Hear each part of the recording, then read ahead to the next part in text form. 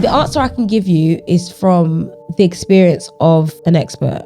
Landlords nowadays, I understand the economy that we're in, but sometimes it just has to make sense with the number that you're putting up. Or you have to ChatGPT. That's it. We can't bring what 2025 was at the start of Airbnb hosting 100% to 2026. When we say for people to target direct bookings, they think, just from a profit perspective. It's not just profits, but it's the longevity, it's what's going to keep your business running. Welcome to the Property Project podcast, where we talk all things property, but also help you to resolve some of the dilemmas that you come up with.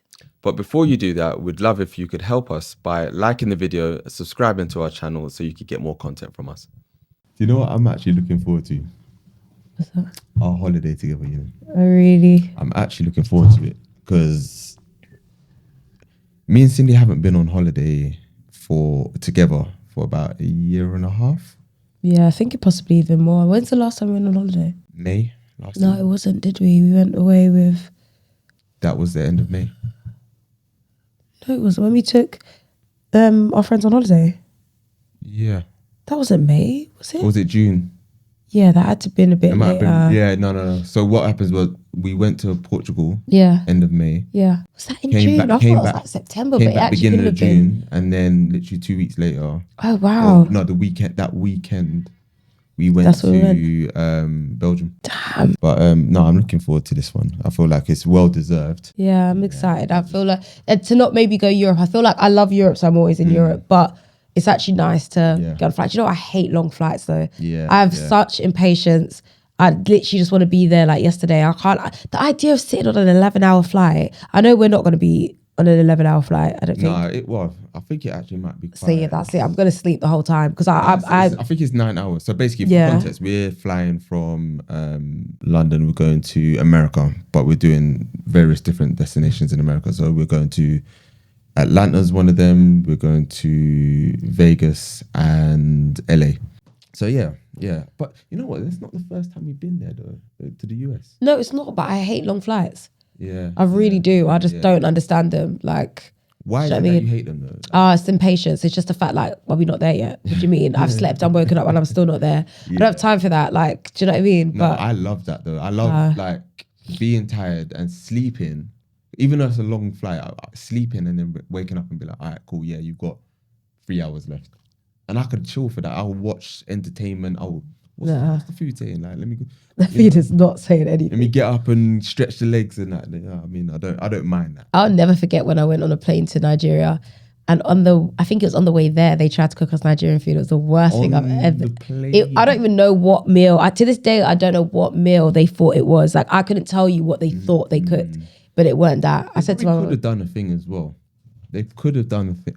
They could have just kept it simple. I think J Rice would have always, it would, in the words of my brother's friends, J Rice, it would have done it. It would have solidified it. That would have been great. A little bit of chicken on the side. We would have been happy. Do you know what I mean? Yeah. But they tried to actually cook stew, nah. What's been your best flight that you've been on? Anything that's 2 hours long, usually to Amsterdam. Come on. I'm not even joking. Amsterdam ain't even 2 hours long. Is it not? It's like 45 minutes. There we go. That's why I like it. There you go. I'm not even joking. I wish I could tell you. In the air, no. Though. Why not? I will sleep majority of it because I just wanted the time to pass. Have you ever been so excited for Christmas that the only way to dim down your excitement is just to sleep? That's how I feel about waiting for things to be done. Like, I just sleep so that by the time I'm up, is this over? It's not, I'll go back to sleep. I love when the plane goes above the clouds. I've never seen it.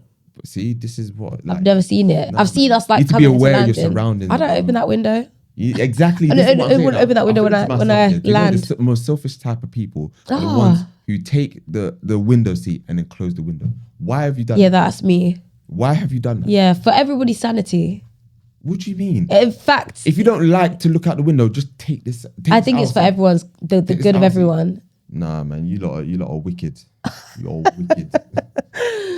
Anyway, let's talk about this dilemma that we got. Yeah. Everyone I speak to says Airbnb is too saturated. Too many hosts, too many units, and the prices are dropping everywhere. I've saved up 5k and I really want to get started. Everyone tells me that I've missed the wave. Is it even worth starting a business in 2026 or should I look at something else? Yeah, I actually like that question. I think that's a very honest question, and it's a good thought to have as well. I think that's what you call critical thinking. So it's good to weigh up your options, and I think that you're right in asking it. And I guess the answer I can give you is from the experience of an expert. And why I say that is because I would say it's not oversaturated because I'm an expert in it. Like, I know what I'm doing, so it can never be oversaturated for me because I know how to stand out from the competition. I know how to get the long-term bookings. We know how to get the 6-month bookings. We know how to get the 12-month bookings. We will always stand out. But for somebody else who maybe isn't in the right community, isn't in the right mentorship, who doesn't know what they're doing, may find that it's oversaturated because they don't know how to stand out from the crowd. I feel like oversaturation comes in when you don't know what you're doing. No, you know what? I like that we have difference of opinion. Go for it. I feel that everything, it's kind of similar. We're both basically kind of saying the same thing. I think everything is saturated. Yeah, that's what I agree.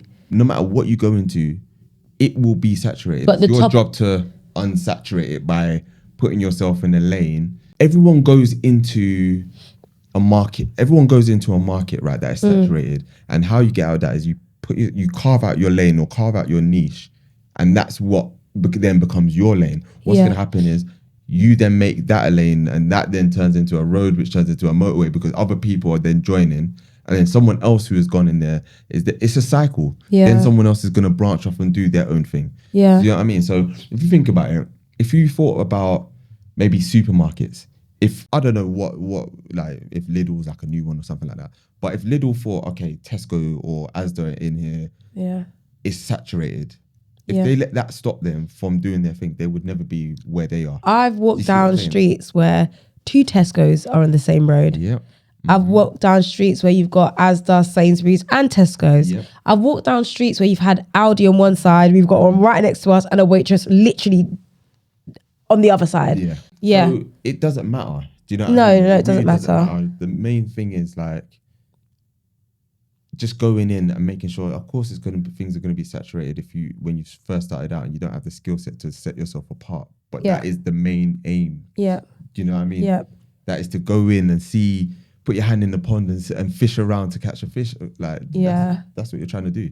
I know they said that they had 5K. I think they said they had 5K.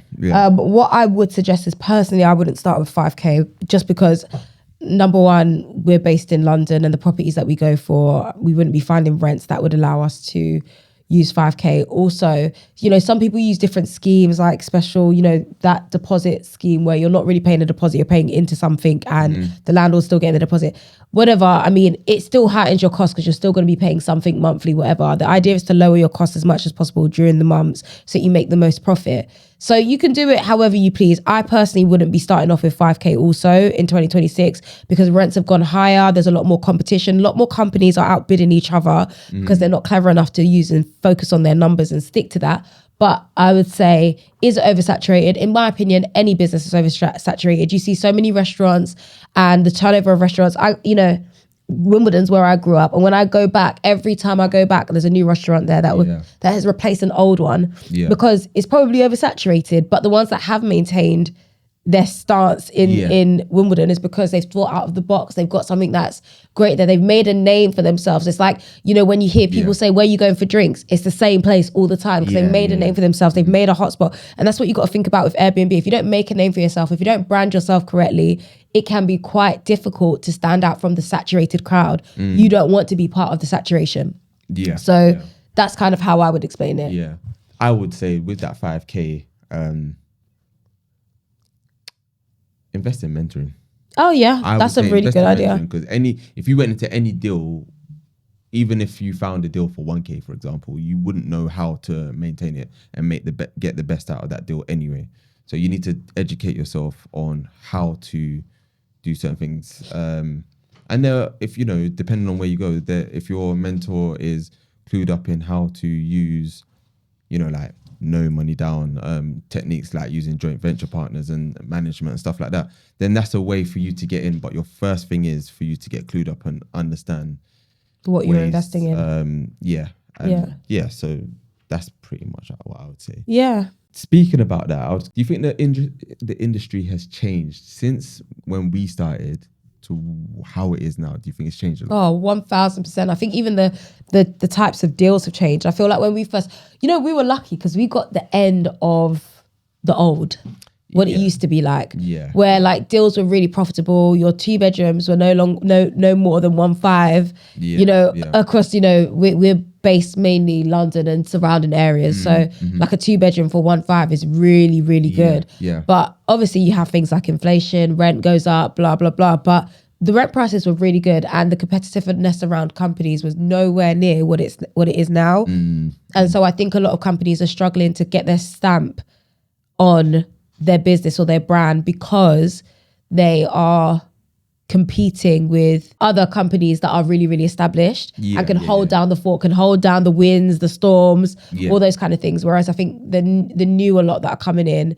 there's so many at the same time coming in. There's an influx that is quite hard to run it as a business and be successful of running it as a business now. Yeah, 100%. I feel like, naturally, as you said, things are saturated and industries are saturated because loads of people just end up coming in.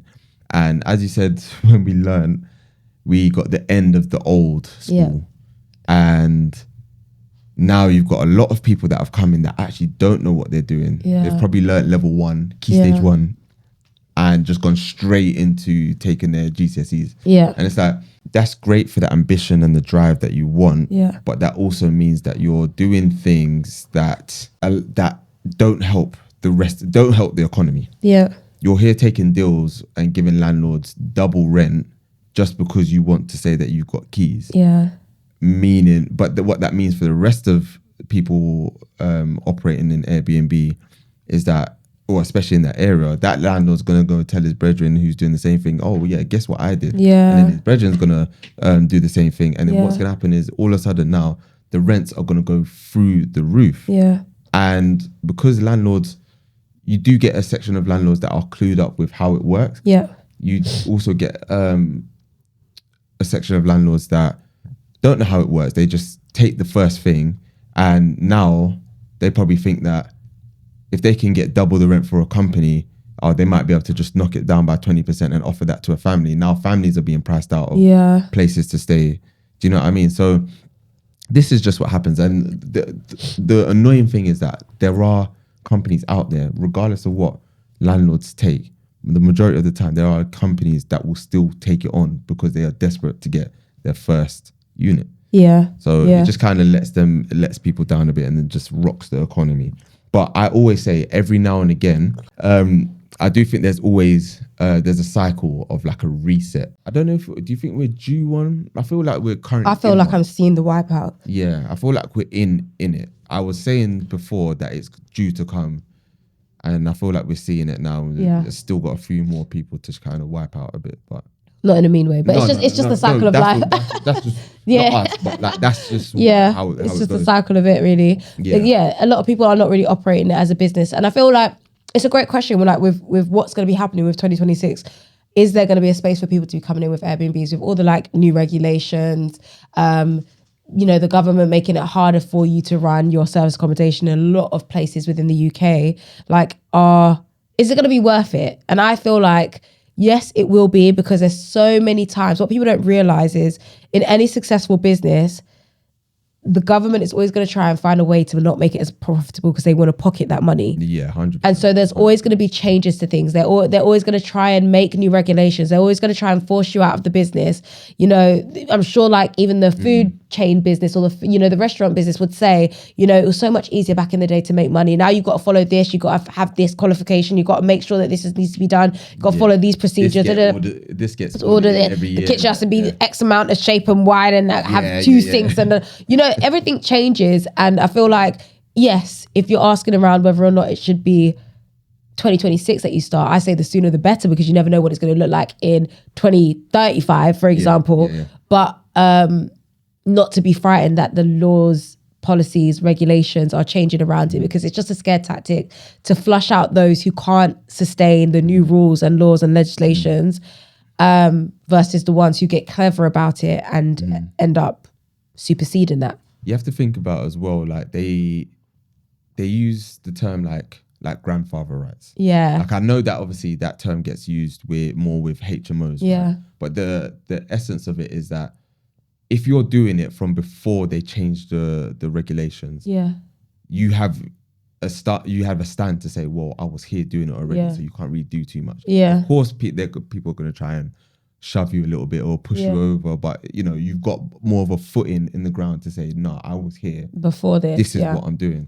So if you get started and rules change, of course you navigate around them, but you also have that. It's harder for, especially with Airbnb, it's harder for people to stop an Airbnb running that is again successful than one that's really out of pocket, struggling a little bit. Unsteady. Or even to stop them from getting in there already. Do you know what I mean? If you're already in the space, cool. So that's why it's always best to start as soon as possible. If you're worried about that, then you're going to always be worried about that. That won't go. There won't ever be a thing that you just look, oh yeah, this is the perfect time and let's get involved. Do you know what I mean? You're always gonna have that anticipation of like, oh, what's gonna happen? How are we gonna deal with it? And the fact of the matter is, people are still gonna travel.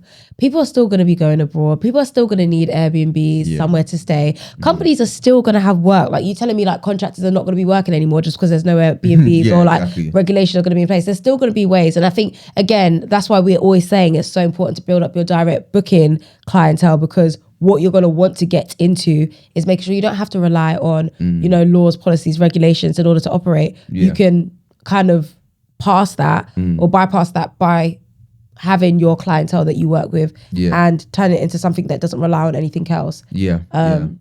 So I mean, that's my thoughts on it. Yeah. I think we always think, I know when we speak to a lot of people, they can't fathom the idea of what if Airbnb or booking.com closed down. Yeah. Because that would wipe out all of their clients. And when we say for people to, target direct bookings, they think, oh, just from a profit perspective. It's not just profits, but it's the longevity, is what's going to keep your business running. Yeah. If Airbnb or booking.com shut down tomorrow, what are you going to do? Yeah. Do you see what I'm saying? So it's down to the skill and how much you're willing to be resilient in through the changes as well. Yeah. What would you do differently if you were to start again in 2026? Where would you go with it? If I was to start again in 2026, what would I do differently? Would you be more selective about the properties? Like looking at our portfolio right now, would you take on that same portfolio again? Would you be more selective about the properties that you choose? Would there be a style? Obviously, we've gone into HU Luxe, if you guys don't know, which is our luxury version of service accommodations, essentially. So we've gone for bigger, badder properties. We've got 2 on our books at the moment that we're navigating and working. And by the grace of God, and the time you've watched this, we would have converted a booking that will bring our investors, I think, just under 2K profit. Sorry. I was thinking the whole booking. I was going to say it's 8K, isn't it? Oh, yeah. So it's an 8K booking, but it would bring just under. So if we were to convert it direct, it'd be an 8K booking. If it's through Airbnb, it would be just under 7K. Yeah, 6.9. So, It's weird because I'm always like, we're on this journey for a reason and we experience what we experience for a reason. So that first property that we took on was bun. Yeah, it was ugly. And it was a lot of work. We overestimated the amount of work that we needed to do, and there was so many times where we looked and we said, yeah, you know what? Shall we just call it a day? Yeah. But if we didn't stick with that and have that resilience with that one, we wouldn't be doing HU Luxe. You know what I'm saying? So when you talk about doing things differently, I don't know how we would have done things differently, because imagine if we went in and we only went for properties that were brand spanking new, because we know nowadays people just want properties that are already set. Yeah, already furnished, brand spanking new, already making profit. Like all of them things. People don't really want to work their deals or have to put that graft in anymore. And we would have been spoiled. Yeah. Do you know what I mean? So the hardships that we've been through, I don't know. I'm just like, yeah, you know what? I I'm get glad we it, did. but I do think also business is about like working smarter, not harder. So if I would have gone again, knowing what I have already, it's not that I wouldn't necessarily choose the properties that were hard work, but I would choose the properties that I know could make me money. But and where would you have got that from though? No. Of course, that's what I'm saying. It's like I wouldn't eradicate the fact that we've had the tougher properties on our portfolio. But if I had the knowledge already of what my portfolio, say like we lost, I'm not going to say it, not speaking it into existence. So say someone lost their portfolio, right? And they had to rebuild it again. Yeah. They have the knowledge of what they built with last time. They're not then going to go again and be like, oh yeah, because I learned so much about this, I'm going to go with the harder property. Are you asking me in terms of if 2026 I wanted to go and start again? Yeah. What would you do differently? I thought you meant like what we've been through so far. Oh no. Yeah, definitely. I think focusing more on the numbers. Yeah, more on the numbers, less on like, obviously the properties have got to be practical in the sense that can it be used for service accommodation, but making sure that as long as the numbers make sense, putting my all into it. And I think as well, just making sure that if we're staging or we're doing, staging to its maximum potential from the start. Yeah. So many times I think we, especially at the beginning, we over leveraged and we just had to kind of let it go live without certain key things still be like being in the property. And then we say to ourselves, we'll come back to that. And that's, 6 months has gone and we haven't adjusted certain things. Or gone back and rectified the things that we said that we was going to come back to.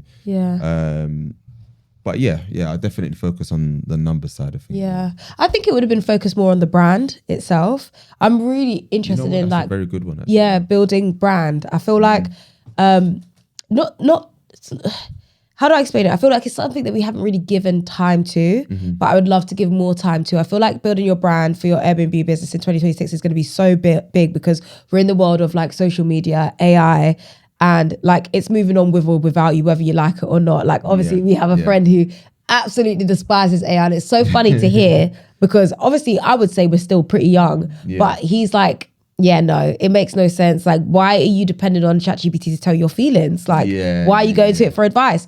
But once you move with the times, if you're wanting to make your business effective, it's something that you're going to have to implement and understand. And I feel like branding comes into that. Like, if I was to start again, knowing what I know now, I would not necessarily actually focus on getting deals, which is so crazy. I'd focus on building my brand so that I could work with better investors. When you say brand, sorry. Yeah, building my... Are you talking about your personal brand or are you talking about like building like say home unit, for example? Yeah, like but your personal brand is kind of your business brand. I know they're two separate things, but they feed into each other. So it'd be about building what I do as a business, but using my personal brand to do that. So I would say what people tend to like not focus on is having presence and visibility is so important. So that's why I say that I would build my personal brand so that investors know who I am, so that they're willing to work with me. There's no point you saying that you want to work with investors but nobody knows who you are. Like people have to know who you are, whether that's your neighbor, your best friend, someone you used to go to school with. Someone has to know you in order to invest in what you're doing and to invest in what you've got going on.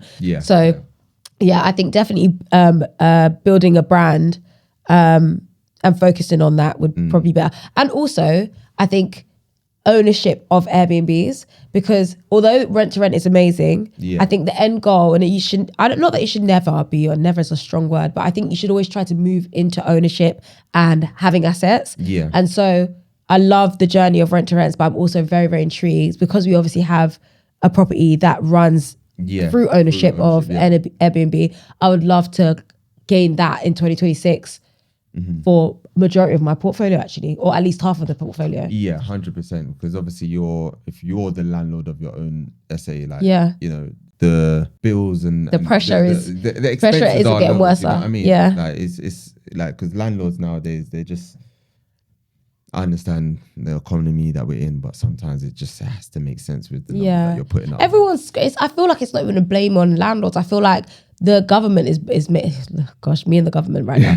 But I think the government puts pressure on people to make money and make the most money. So they squeeze change wherever they can. And like, then it forces landlords to increase rent because it's like, well, how else am I going to pay my mortgage? Yeah. How else am I going to pay things off? How else am I going to, you know, stack a little bit of money whilst paying my mortgage and paying for my child's school fees? Like, you know, how am I going to do all these things? So I think it kind of forces people to put themselves in those situations where they're having to challenge landlords on rent, but at the same time I feel like some landlords are just greedy. I'm glad you said that. Obviously there are some landlords that are greedy, because I feel like the numbers that they put up is just doesn't make sense. Yeah You know what I mean, so I guess, you know, another thing that probably will worry people is just like what the future of hosting is going to look like as well, and like I guess how people are going to be able to start a business where they are able to see it like move forward long term, right?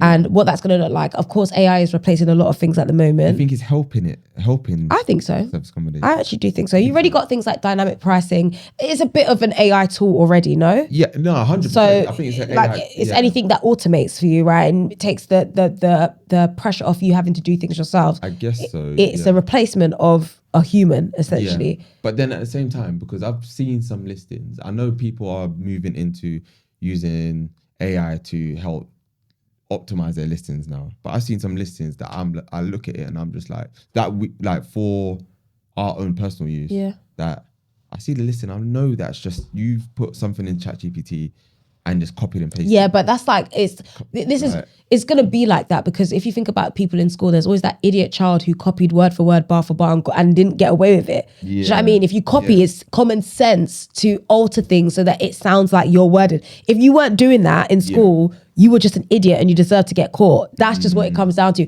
And the same rule applies with ChatGPT. Like, my sister's gonna cuss me. My sister did a card for my. She's gonna cuss me. She did a card, yeah. And you know when you just want to get everybody's thoughts and feelings into one. So I'm guessing she just wanted to put everyone's thoughts and feelings into one and use ChatGPT. If you know my sister, she's very tech savvy, like great position in her work. Like thanks to her, we're going to like Vegas to do like Formula One and things like that, and like concerts and everything. Like she's in a great position.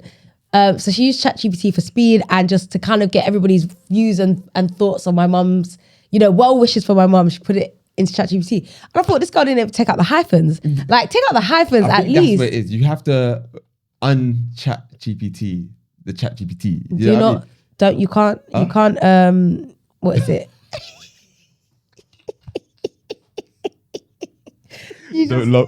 Don't love your job. Job your love. Exactly that. That's what you said. You can't chat. What did you just say? You can't chat. You can't un-ChatGPT. Or you have to un-ChatGPT. ChatGPT. That's it. It.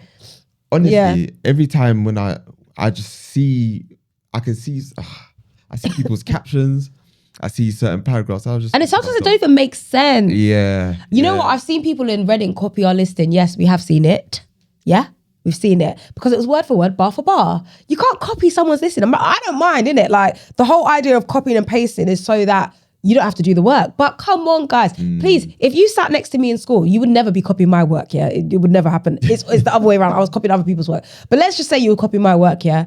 If I found out that you're copying it word for word, bar for bar, I'd be like, you're even more stupid than I thought. Like, now you're not just competing with dumb. Like, you're actually just stupid. Like, so I just think if you're using things like AI, I think it can be helpful, but people rely on it so heavily. Yeah. You know, people always saying, oh, you know, AI is going to take jobs and stuff. I don't actually think that's the case, because if we're clever enough, we should understand that everything requires a human touch. Yeah. 100%. And I think that is identifying that is what will kind of separate the winners from the losers. Yeah, I guess. for sure. Because it's that human touch that kind of that guests will feel. Yeah. It's that human touch that guests will like they will love, because there's also AI tools for guest messaging as well. And I know there was one that we were supposed to trial out, but for whatever reason we couldn't. But I still want to the AI host buddy. Yeah. And I think we couldn't use it because it doesn't. It's not rolled out in the UK yet. Not even that. I think it doesn't integrate with. Yes, that was it. Yeah, uplisting. So I think there are uplisting. Sort it out. for it, and they've reached out to Uplisting. Uplisting was just like, no, not yet. We're not even Uplisting are doing great though. Like I love Uplisting. They're pricey, but they're worth the price. They are so good. I know people talk about Guesty and all that, but listen, Uplisting is a nice life. Yeah, it's like a bougie life. Yeah, you know what I mean. But it is. You know what? I think we didn't notice the expensiveness of it because when we moved over, we had like 4 or 5 properties anyway. Yeah. So it was just like, all right, it makes sense. We're paying like £20 per listing. Yeah. Whereas some people are jumping on it with one or two. Just 1 or 2. Yeah. Of course, obviously, if your main thing is that you want to scale, I always say start from early. Yeah. Maybe start from 2. Yeah. But if you start from 1, it just makes it so much easier for you to continue the implementation. But Uplisting is it's really good. It really is a good time. I think that we got to get with using things like dynamic pricing. You know, Airbnb have their smart pricing. There's so many ways of people already using AI, so we have to get clever with it in our own business. But I also think something that we need to move into in 2026 with hosting is treating your clients, your guests. I said it again. I actually call guests clients because you are my client. You are my client base. You are my business. You are what makes my business thrive. You are what makes my business work. I don't be calling them guests. I only do that to appease other people. But in my head and how we speak, those are our clients. Those are the people that we want to be coming back. They're our reoccurring clients. So I think we need to start normalizing talking about, if you're really running it as a business, I'm not talking about anybody who's just letting out, a room in their home and it's for a little bit of extra cash. They don't really care if they do it. They don't care if they don't do it. For people who are trying to make cash flow out of the Airbnb business,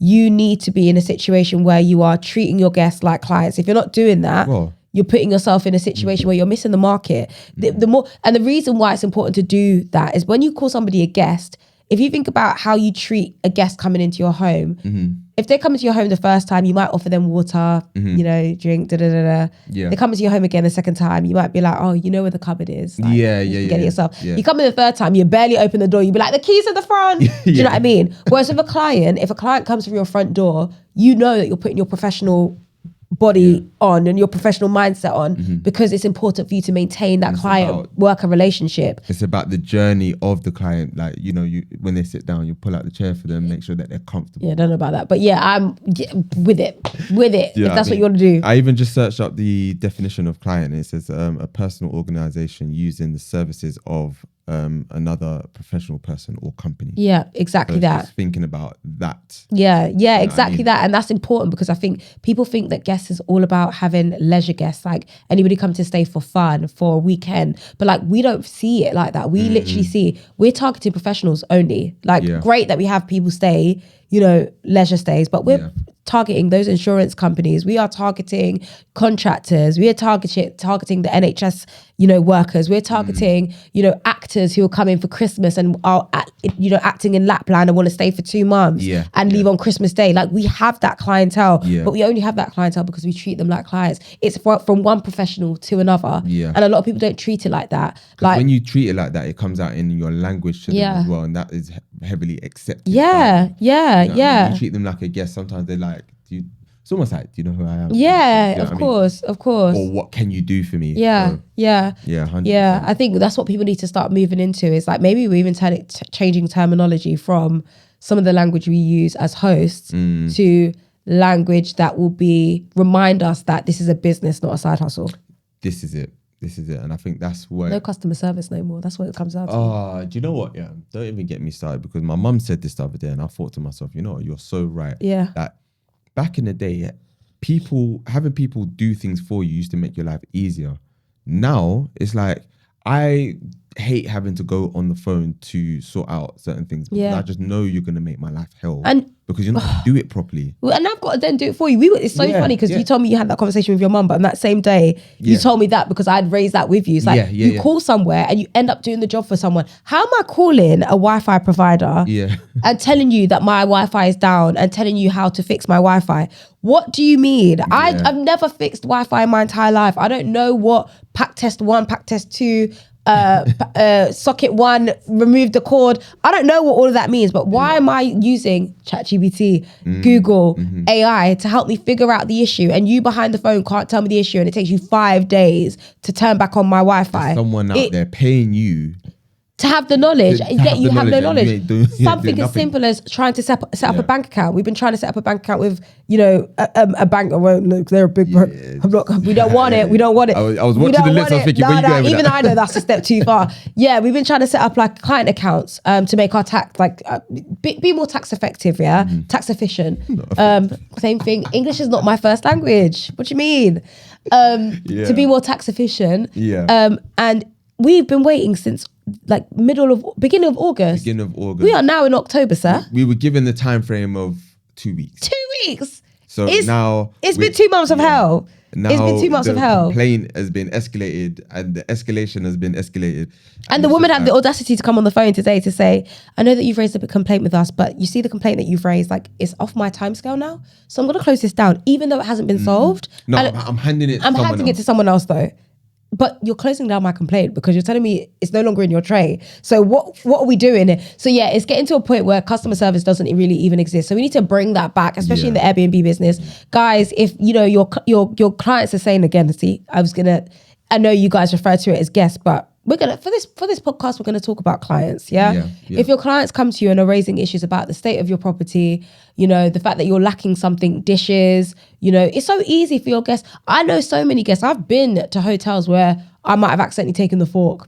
I've been to hotels where I've accidentally taken the towels. I've been to hotels where I've been like, oh, that looks really nice, I'll take that. And it's not even in a rude way. Sometimes people just accidentally or not think about the system of it all. Like by you taking that, it impacts the next guest. Some people don't think about that. But when your clients are coming into your properties and saying and raising, oh, you haven't got enough bowls. Like we've got one that we were managing for someone, and they've got 2 bowls in there in their property, and it's like, but you cater to 4 people. You can't have 2 bowls in there.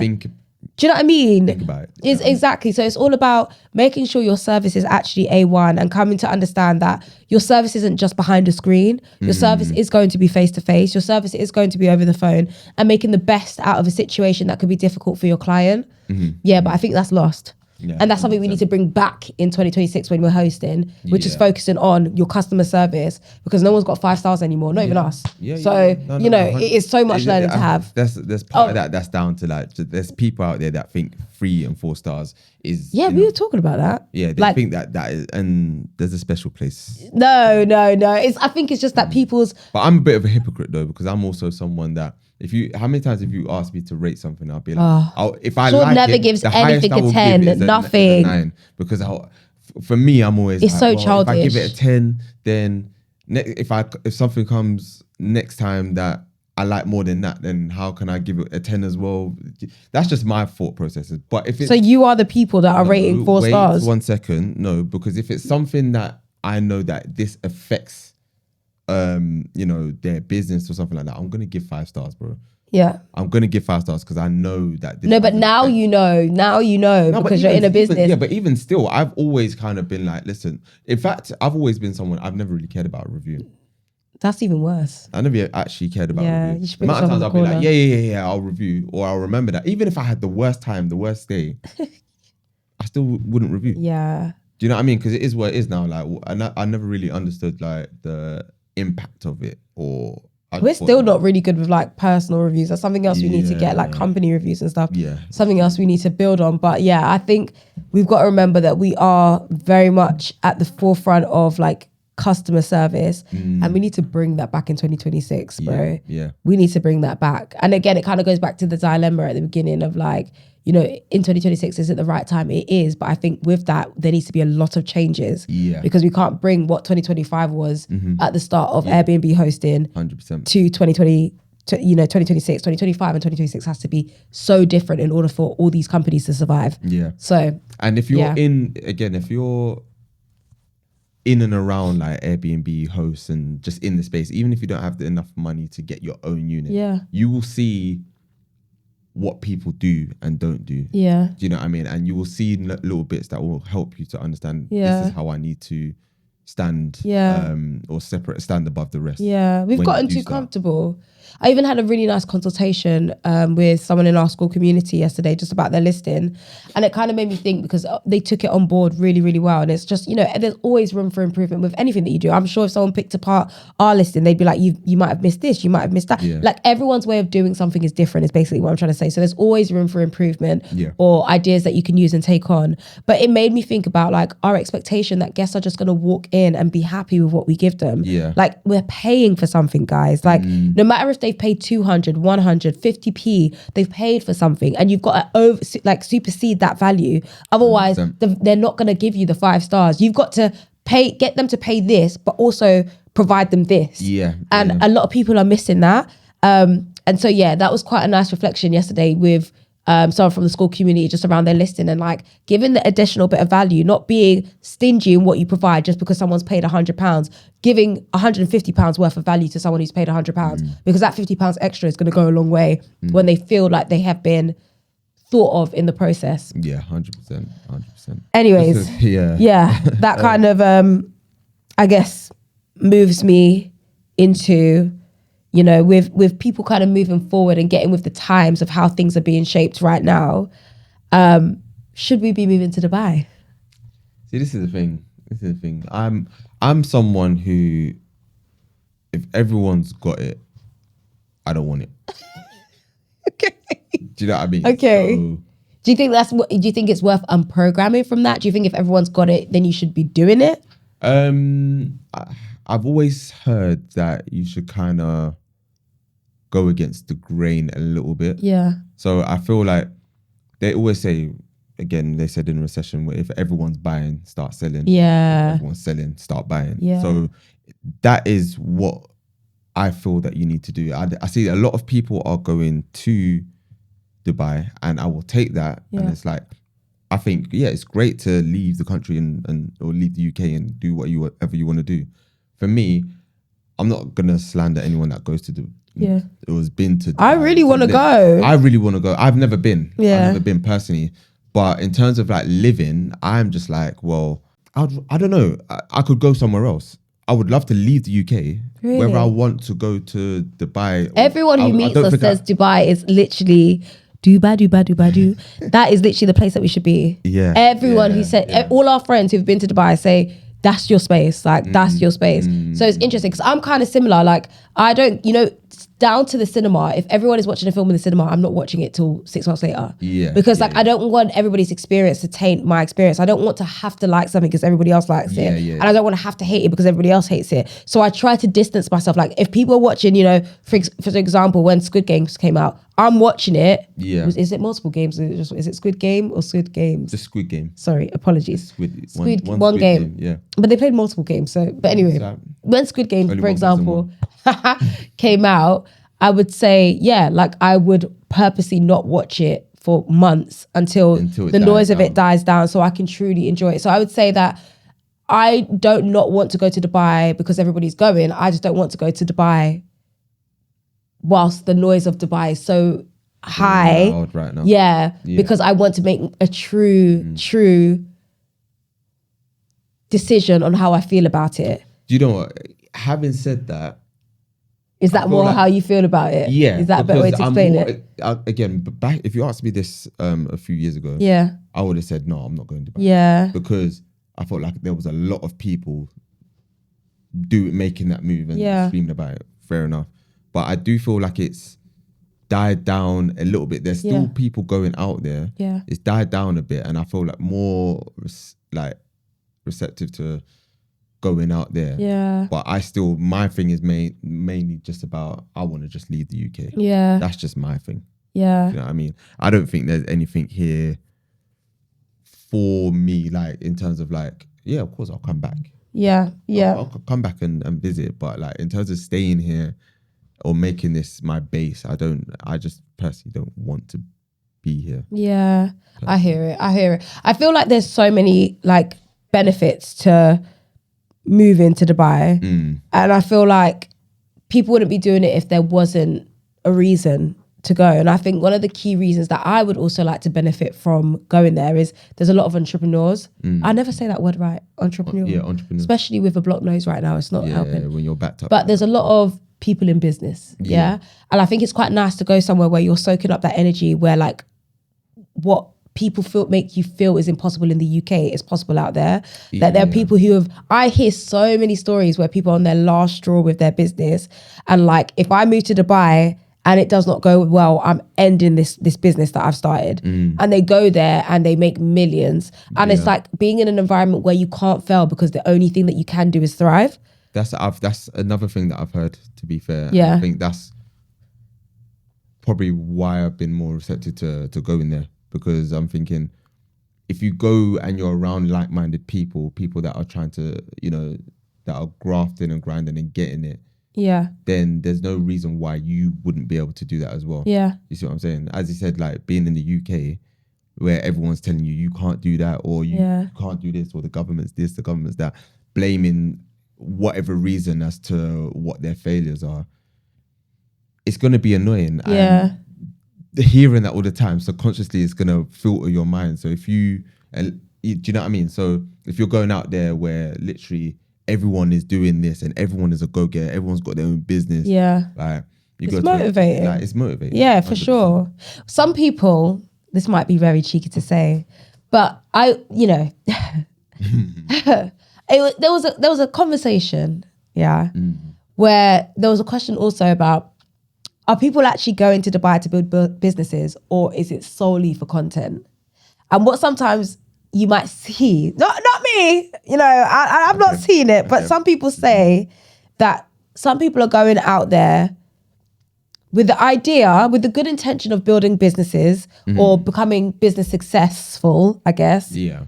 But instead go out there and make content to appear like they're doing business, to attract a certain lifestyle or presence on social media. So what's happening is a lot of people are going there for like 2 to 3 months doing content, but nothing's really improving. Well, I guess you're always improving. If you're going somewhere and even if you're building content, there's an improvement to what you were doing a month ago. But I guess they're not really focused on business. They're focused on the content. So it looks like they're doing business, and it's become a place where people can just go because of the name and the title of the place and what comes with that. They can easily just go there, pretend they're doing business, but actually all it is essentially content. Personally, I don't think there's much wrong with that. Yeah. The only issue is that eventually, if you are that person, you will get found out. Oh gosh.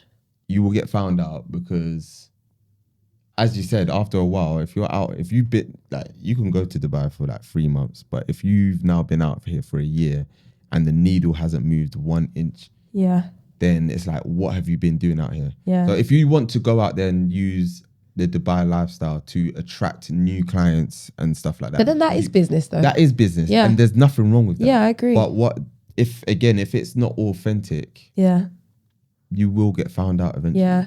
And I think that's what's happening with a lot of people. But also, Dubai can't fix your problems.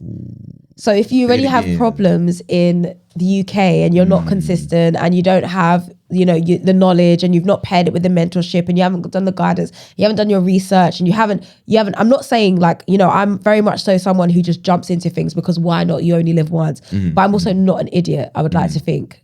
But I feel people are also moving to Dubai with the thought or mindset that Dubai will fix your problems, but it can't fix your problems if you're already broken and your systems are broken. You're going to take bad systems with you to Dubai. You got to make those choices internally first and then make the decision to move to an environment where, because also people will look at you crazy there because people are such go-getters there. They're such, business savvy entrepreneurs, like, that if you go there and you haven't actually fixed your systems beforehand or know what you want to do or know what you want to achieve from it, it will highlight it. It'll look weird because you're frantic and you're going here, there and everywhere, whereas people seem like they've got time right there. Yeah. Yeah, I mean. Yeah. So I would say that Dubai's probably it's not the problem, but people have to also understand it's not the solution. Yeah. And I think it just, and at the end of the day, just highlights how you as a person operates. Yeah. And those who get it will sustain the lifestyle in Dubai, and those who don't get it